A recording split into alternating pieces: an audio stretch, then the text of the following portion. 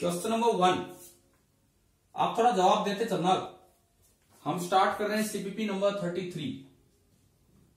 Question number 1, क्या ये सवाल मैंने एक दो टेस्ट पहले भी दिया था आपको?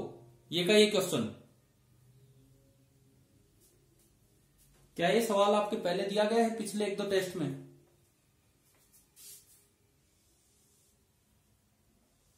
उस समय फिर किसी ने याद दिलाया कि सर पोलराइजेशन पूरा नहीं हुआ है, तो मैंने पूरे 2 लेक्चर्स लिए उन पे। देखिए, ये एक कैपेसिटर है और इसके बीच में कोई मीडियम है। आप ढंग से समझ लो आज ये असाइनमेंट, ताकि ये इलेक्ट्रिक फील्ड इन मैटर क्लियर हो। ये कोई मीडियम है बीच में, और इलेक्ट्रिक फील्ड यहां पे है 100 वोल्ट पर मीटर, मतलब जो E होता है वो है 100 वोल्ट पर मीटर। ये दिया गया है। Dielectric constant of the medium inside the capacitor is 5.5, जिसका K है, दिस इज 5.5। तो पूछा है पोलराइजेशन ऑफ द मटेरियल क्या होगा। आपको एक बड़ी स्टैंडर्ड इक्वेशन याद रखनी होती है, epsilon naught into K minus 1 into E। ये एक बड़ी स्टैंडर्ड इक्वेशन है। इसमें अगर इसको ससेप्टेबिलिटी बोला गया तो ससेप्टेबिलिटी के डायमेंशंस होंगे, और अगर खाली इसको ऊपर वाले को ससेप्टेबिलिटी बोला गया तो ये डायमेंशन लेस होगी, और अगर इसको पूरे को ससेप्टेबिलिटी बोल दिया तो रिलेशन बनेगा P इज इक्वल टू काई इंटू ई, और अगर केवल इसको बोला है तो रिलेशन बनेगा P is equal to epsilon naught into chi into E. ये बताओ क्या पिछले लेक्चर में ये चीजें हम क्लियर कर चुके हैं ना? आप लोगों को क्लियर है सभी को ये बातें? ठीक है। अब देखो, इन्होंने तो P पूछा है ना, ये पूछा ना ये पूछा, तो केवल आपको ये पहला फॉर्मूला लगाना था। तो P is equal to epsilon naught 8.85 into 10⁻12 into K minus 1, K minus 1 is 4.5, और इंटू E आपका दिया है 100।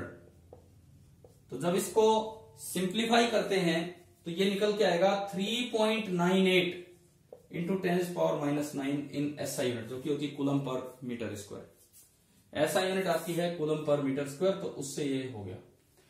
आप बताइए क्या पहला क्वेश्चन, अब थोड़ा जवाब देते चलना, क्या पहला क्वेश्चन क्लियर हो गया है सभी को? क्वेश्चन नंबर 1, ठीक है। फर्स्ट क्वेश्चन एम्स में आया था 2018 में। सेकंड जो क्वेश्चन है, देखो अब तो एम्स और नीट में कोई फर्क ही नहीं है, एक ही कॉमन पेपर हो जाएगा आगे से, तो कहीं भी ये सवाल आ सकते हैं। सेकंड, अगर ससेप्टेबिलिटी डायमेंशनलेस नहीं है तो बताओ इधर वाला फॉर्मूला वैलिड है या उधर वाला? कौन सा वैलिड है, लेफ्ट साइड या राइट साइड? Left side. तो ससेप्टेबिलिटी की यूनिट बनाना, तो इसमें तो ससेप्टेबिलिटी बोला है epsilon naught into K minus 1, and इसमें ससेप्टेबिलिटी बोला है K माइनस 1। तो epsilon naught into K minus 1 बताना था बस आपको। तो ये 100 हटा देते, तो जो भी पिछले का आंसर आया उसमें से 100 हटा देते, तो आपका आंसर D आ जाता। यानी कि ससेप्टेबिलिटी इसके अकॉर्डिंग 3.98 इंटू 10⁻11। और अगर मान लो क्वेश्चन में ये दिया होता कि ससेप्टेबिलिटी इज डायमेंशनलेस, तो क्या आंसर होता है इसका बताइए? K है 5.5, K है 5.5, हाँ, तो फिर आपका आ जाता है 5.5 माइनस 1 यानी कि 4.5, इस तरीके से। चलिए, ये हो गया, पहले 2 सवाल हो गए, समझ में आ गया होगा। ठीक है। कल दूसरे लेक्चर में ये पार्ट हमने पढ़े थे। अब मुझे लगता है आगे के लिए तो आपको अच्छे तरीके से ये पिक्चर दिमाग में बैठ जानी चाहिए कि कब क्या बोलना है, और चीज ससेप्टेबिलिटी इसको बोलो, चीज को बोलो, P का फॉर्मूला तो यही रहना है। क्लियर? ठीक है। Question number 3rd and 4th एक जैसे, dimensional formula of polarisation. Polarisation क्या होता है? Dipole moment induced per unit volume. तो dipole moment coulomb metre, per unit volume metre cube, तो coulomb per metre square. Coulomb होता है current into time, A into T, current into time, और metre square L square. तो ये बना m0 L-2 T1A1। हाँ भी आ गया समझ में पोलराइजेशन का डायमेंशनल फॉर्मूला क्या है। उससे अगला 4th, dimensional formula of electric displacement. तो क्या हमने पीछे क्लास में ये फॉर्मूला पढ़ लिया था? उस दिन अलग से मैं इस साइड में बार बार लिख के दिखा रहा था कि आपको क्या रिलेशन है। बताओ डिस्प्लेसमेंट का अगर आप P के साथ रिलेशन देखें तो क्या इस चीज को हमने डिस्प्लेसमेंट बोला था कि नहीं, epsilon not E plus P, यानी कि जो P का डायमेंशन है वही D का होगा, क्योंकि तभी तो ऐड होके इसके बराबर है, तो ये सेम होगा। या फिर D का एक फॉर्मूला आया था, आपको याद हो, D बराबर सिग्मा, P का फॉर्मूला आया था P बराबर सिग्मा P, ये भी चार डेंसिटी, ये भी चार डेंसिटी, तो दोनों के डायमेंशन सेम हो। चलो भाई, पहले 4 सवाल क्लियर हैं, पहले चारों सवाल, ठीक है। क्वेश्चन नंबर 5, देखो ये जो टॉपिक है पोलराइजेशन, बहुत अच्छा टॉपिक है, और अक्सर बच्चे चैप्टर के नाम ले जाते हैं कि भाई पोटेंशियल पढ़ लिया, कैपेसिटेंस पढ़ लिया, ये बीच का पार्ट मिस कर जाते हैं, तो ढंग से हमें सीखना है। क्वेश्चन नंबर 5, अब इसमें कुछ इंफॉर्मेशन बेस्ड काम था आपके लिए। आंसर तो इसका नन ऑफ दीजिए, मतलब मैंने तीनों स्टेटमेंट सही दी थी, जो आपको पता है नहीं पता है, लेकिन अब पता लग जानी चाहिए। तीनों स्टेटमेंट सही दी थी। देखिए क्या, CO2 polarises more readily when electric field is applied along the axis of the molecule. देखिए CO2 एक लीनियर मॉलिक्यूल है, CO2 एक लीनियर मॉलिक्यूल है।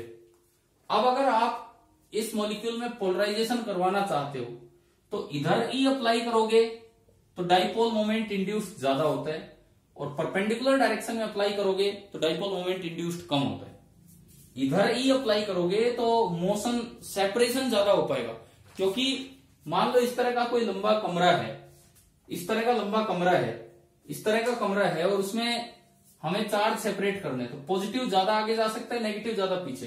परंतु अगर इधर विड्थ बहुत ज्यादा नहीं है तो पॉजिटिव नेगेटिव में बहुत ज्यादा सेपरेशन नहीं हो पाएगा। मतलब क्या, मतलब ये कि E की डायरेक्शन में, सॉरी इसके एक्सिस की डायरेक्शन में E लगाओगे तो डाइपोल मोमेंट इंड्यूस ज्यादा होगा, तो पोलराइजेशन ज्यादा होगा, और इसके परपेंडिकुलर डायरेक्शन में E लगाओगे तो कम होगा। तो लीनियर मॉलिक्यूल्स में आप ये बात याद रखेंगे। समझ में आ गया ये वाला पॉइंट क्या था, कि लीनियर मॉलिक्यूल्स में अगर आप electric field along the axis of the molecule लगाते हो तो पोलराइजेशन ज्यादा होता है। यही पहले पॉइंट में बताया था। दूसरा point, even in polar molecules there will be some polarization by displacement but the rotation mechanism dominate. क्या कल पोलर और नॉन पोलर जब चलाए थे, इधर हम पढ़ रहे थे नॉन पोलर और इस साइड हम पढ़ के चल रहे थे पोलर। कल जब नॉन पोलर एंड पोलर हमने चलाए थे तो एक साइड पोलर पढ़ा, एक साइड नॉन पोलर। बताओ क्या यहां पे बताया था कि भाई यहां पे तो स्ट्रेचिंग फिनोमेना होता है, ध्यान आ रहा है, और यहां पे रोटेटिंग, यहां पे रोटेटिंग, लेकिन साथ में बताया था with a little stretching, rotating with a little stretching but rotating dominates. भाई फील्ड अप्लाई करोगे तो चार्ज तो सेपरेट होगा, तो स्ट्रेचिंग तो होगी होगी। ये जो तीसरा पॉइंट है, क्या ये क्लियर हो गया है कि नहीं? थर्ड पॉइंट देखो, मैं ये बताता हूं, आपकी बुक में एनसीईआरटी बुक एक बार देख लो, पेज नंबर 72, पेज नंबर 72 पे नीचे एक पैराग्राफ में एक लाइन है, चलो कोई बात नहीं, आप बाद में देख लेना, मैं पढ़ता हूं। देयर मे बी, नॉन, ये पोलर की बात कर रहे हैं, there may be in addition, मतलब रोटेशन के अलावा, there may be in addition the induced dipole moment effect. Induced का मतलब स्ट्रेचिंग से जो डाइपोल मोमेंट आया है, there may be in addition the induced dipole moment effect as for non polar molecule, जैसा कि नॉन पोलर में होता था वैसा ही, but generally the alignment effect is more important for polar molecules. उन्होंने, एनसीईआरटी बुक ने इसको नाम दिया है अलाइनमेंट इफेक्ट, और इसको नाम दिया है स्ट्रेचिंग को इंड्यूस्ड इफेक्ट या इंडक्शन इफेक्ट। एनसीईआरटी बुक ने स्ट्रेचिंग को नाम दिया है इंडक्शन इफेक्ट और रोटेशन को नाम दिया है अलाइनमेंट इफेक्ट। तो ये कहता है कि पोलर में भी नॉन पोलर की तरह इंडक्शन इफेक्ट होगा, लेकिन वो अलाइनमेंट इफेक्ट ज्यादा डोमिनेट है। तो यही मैंने आपकी तीसरी स्टेटमेंट बना के दी थी ना, दूसरी। तीसरा सुनो, एक नई बात जो आपको याद रखनी चाहिए इस तीसरी स्टेटमेंट से, it is possible in some materials, कुछ मटेरियल्स में ये ऐसा पॉसिबल है कि polarization persist even after the field is remove. मतलब क्या, शुरू में कोई चार्ज सेपरेट नहीं थे, आपने फील्ड लगाया, उससे मॉलिक्यूल ऐसा हो गया, पॉजिटिव एक साइड आ गया, नेगेटिव एक साइड चला गया। जब आप फील्ड को रिमूव करोगे तब भी ये चार्ज दोबारा से मिलेंगे नहीं, इसे बोलते हैं फेरो इलेक्ट्रिसिटी। ये जो वर्ड है, ये वर्ड आप याद रखें, इसको नाम दिया जाता है फेरो इलेक्ट्रिसिटी। फेरो इलेक्ट्रिसिटी का मतलब है कि आपने फील्ड लगा के चार्ज को सेपरेट कर दिया, लेकिन जब फील्ड रिमूव किया तो चार्ज रिमूव नहीं हो पाए। तो ऐसे मैग्नेटिक, ऐसे इलेक्ट्रिक सब्सटेंस को बोलते हैं फेरो इलेक्ट्रिक सब्सटेंस। और इसका एक एग्जांपल दिया है बेरियम टाइटेनेट, आपके इसमें BaTiO3। अच्छा ये बताओ, आपने अपने मेल आईडी पे देखा, उसके बाद मैंने आपके स्कोर रिलीज किए थे तो क्या मिला है आपको मेल आईडी पे दोबारा से? हाँ जी भी जवाब दीजिए कि आपको सारे क्वेश्चंस दोबारा मिल गए हैं कि नहीं मेल आईडी पे अपने पे? उसमें ये आ गया होगा ना कौन सा क्वेश्चन आपने क्या टिक किया है, क्या सही है और कितने सही हुए। ठीक है, तो आप वहां से अपना पेपर दोबारा भी देख सकते हैं, साथ में मैंने CPP भी बना के दे दिया है। तो ये चीजें अपने नोट्स में ऐड करते चलो, इस तरह की बातें जो मैंने एग्जाम के थ्रू आपको बताई। अच्छा ये आपका हुआ 5th। अब 6th पे चलता हूं मैं। 6th और 7th दोनों बहुत अच्छे सवाल हैं, कल जो पढ़ाया था उन 2 लेक्चर्स में उन्हीं पे बेस्ड, कल जो पढ़ाया गया उन 2 लेक्चर्स में उन्हीं पे बेस्ड ये क्वेश्चंस हैं। देखिए क्वेश्चन नंबर 6 देखें। फॉर एन ओब्लिक कट, एक डायग्राम दिया है।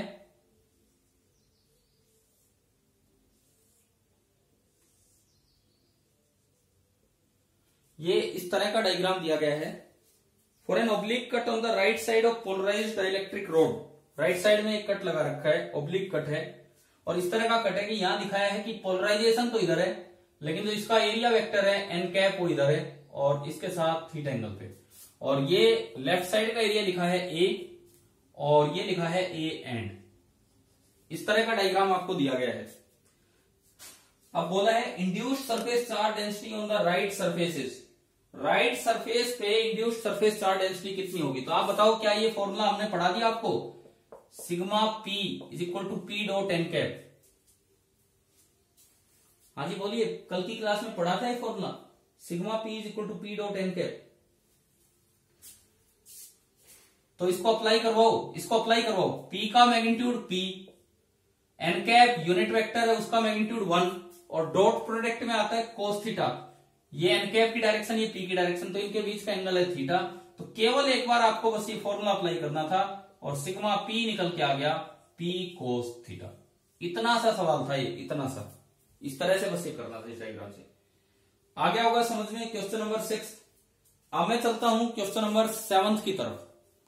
क्वेश्चन नंबर 6 के बाद अब हम चलते हैं क्वेश्चन नंबर 7 की तरफ, देखते हैं क्या होगा। 7th में इसी में पूछा है कि charge appearing on the right surface, right surface पे कितना चार्ज आया होगा। तो पहले एक बार ये एरिया निकालो, क्योंकि चार्ज तो बड़ा सीधा है, चार्ज तो बड़ा सीधा है कि चार्ज कितना आया होगा QP, that is sigma P into A and, बस यही तो है भाई, सिग्मा इंटू इसका एरिया। अब ये ए एंड कहां से निकाल के लाए, क्योंकि इन्होंने ए की टर्म्स में होंगे।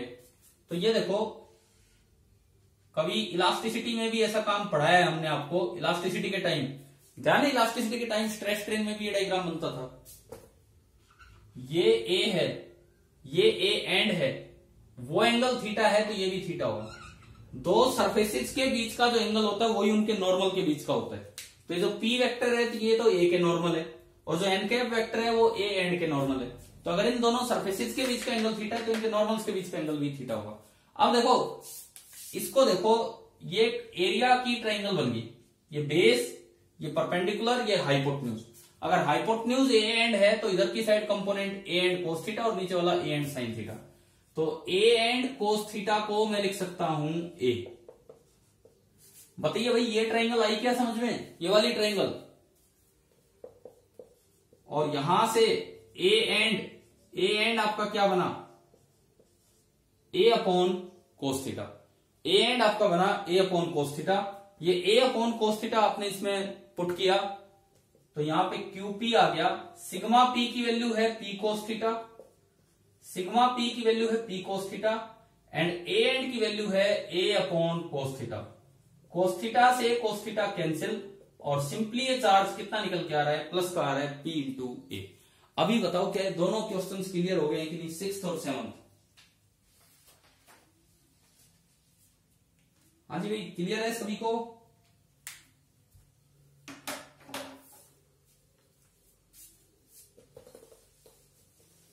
क्वेश्चन नंबर, उसके बाद आगे बढ़ते हैं।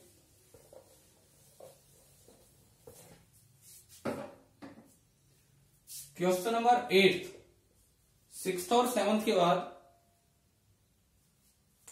नहीं आ रहा क्या? क्वेश्चन नंबर 8 पे हम चलते हैं।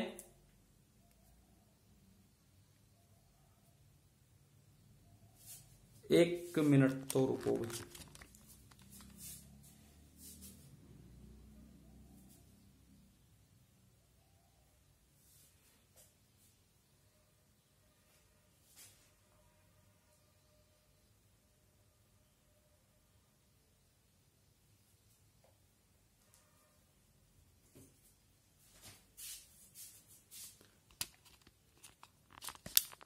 अभी देखिए, अभी कुछ आ रहा है समझ में?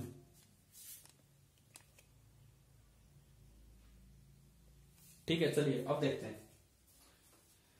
Question number. पहले मुझे ये बताओ, अगर नेट प्रॉब्लम भी थी तो क्या पिछले दो सवाल समझ में आ गए हैं कि 6th एंड 7th? ठीक है, अब हम चलते हैं क्वेश्चन नंबर 8 की तरफ। क्वेश्चन नंबर 8 देखिए आप क्या है, ये बड़ा आसान है। ये कहता है कि वाटर का डाइलेक्ट्रिक कांस्टेंट K 80.1 और ये कहता है ससेप्टेबिलिटी डायमेंशनलेस है। अगर ससेप्टेबिलिटी डायमेंशनलेस है तो क्या लिखा जाएगा फॉर्मूला? सिंपल सा फॉर्मूला K-1, तो डायरेक्ट आंसर आ गया 79.1। ठीक है, 8th एक आसान सवाल था। 9th पे हम चलते हैं। क्वेश्चन नंबर 9 देखिए,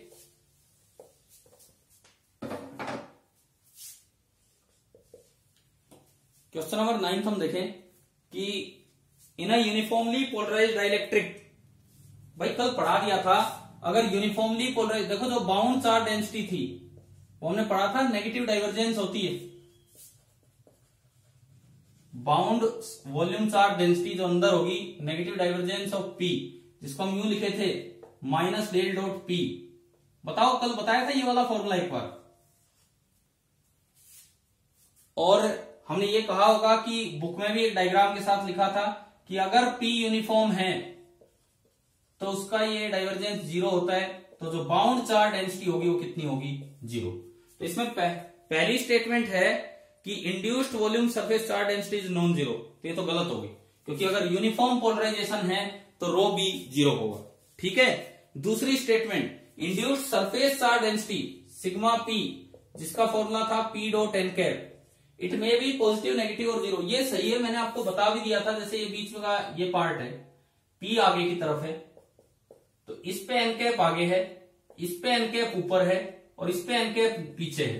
तो यहां पर P और एन कैप के डॉट प्रोडक्ट पॉजिटिव होगा क्योंकि एंगल 0, यहां 0 होगा क्योंकि एंगल 90 है, और यहां नेगेटिव होगा क्योंकि एंगल 180 है। तो किसी सरफेस पे सरफेस चार्ज डेंसिटी पॉजिटिव आएगी, किसी पे नेगेटिव आएगी, किसी पे 0 आएगी।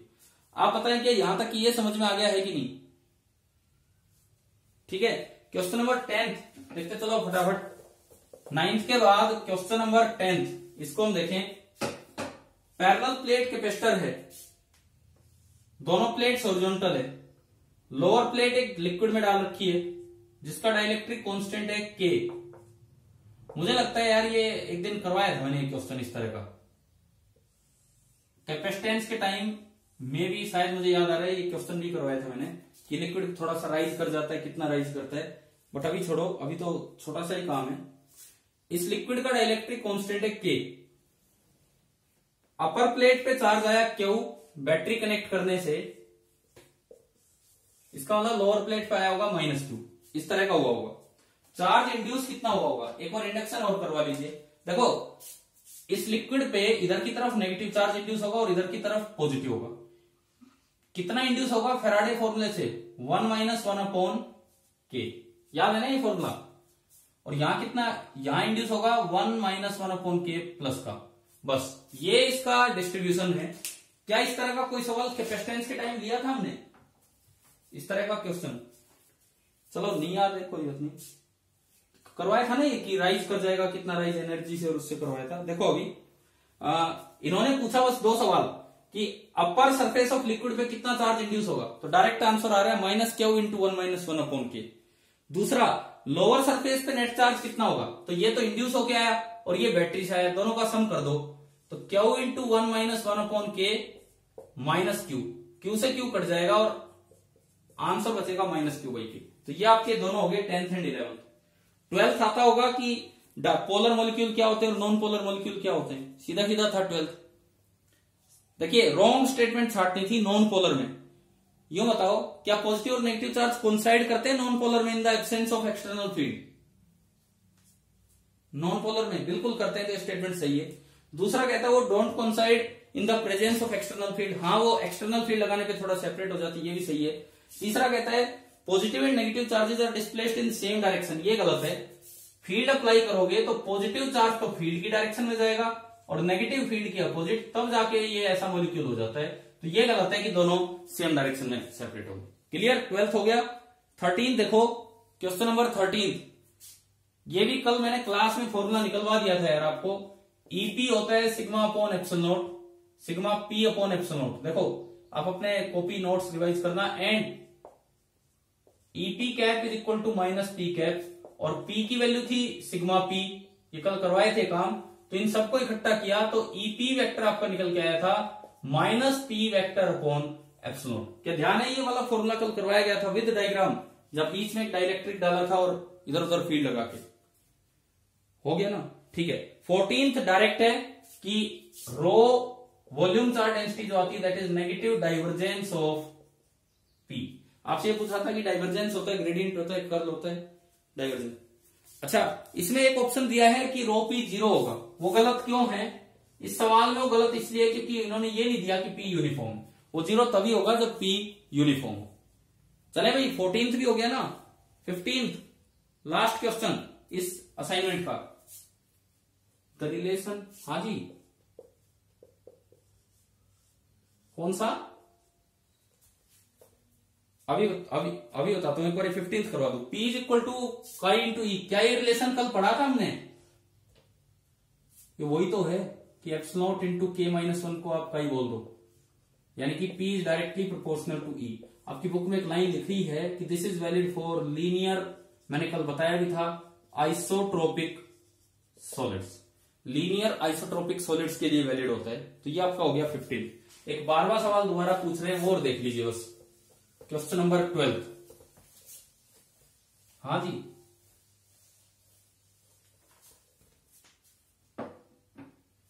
ना ना ना, नहीं मान सकते, बिल्कुल नहीं मान सकते। अगर कोई और सवाल होता जहां जरूरत पड़ती मानने की तो मान लेते, नहीं तो यूनिफॉर्म तो एक स्पेशल केस हो गया ना। इसने कुछ नहीं बताया, इसने कहा बस कुछ पोलराइजेशन है। तो ये पूछना चाह रहा है कि रो बी का क्या फॉर्मूला होता है, केवल फॉर्मूला पूछा है। इन्होंने ये नहीं पूछा कि वो 0 होगा या नॉन 0। वो तो इस बात पे डिपेंड करेगा कि पी यूनिफॉर्म है या नॉन यूनिफॉर्म। फिलहाल तो आप सीधा बोल सकते हैं कि फॉर्मूला है माइनस डेल डॉट पी। अब उसका स्पेशल केस है कि अगर